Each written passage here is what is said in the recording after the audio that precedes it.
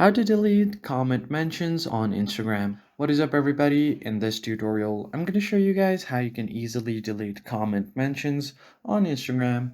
But before we get started, I'd like you to head down below and give this video a big thumbs up. Also hit the subscribe button as well. Now let's jump right in. First thing first, open up your Instagram and make sure that you are logged into your account. And once you're logged in, all you have to do is select a video where you want to mention someone. So for example, if I just comment on this reel right here, what I'm going to do is long press on this and then mention this person right here. Now type in some message that you want to send. And as you can see, I've successfully mentioned this person on the comments. So if I just tap on this profile, I'll be able to visit this profile easily. So if you want to delete the comment or the mention that you have done in any comment, then what you're going to have to do is long press on the comment section and you'll find the delete option.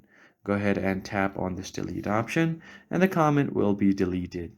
And that's how you easily delete mentioned comments on Instagram. If you found this tutorial helpful, don't forget to leave a like down below and subscribe, and I'll catch you guys on the next one.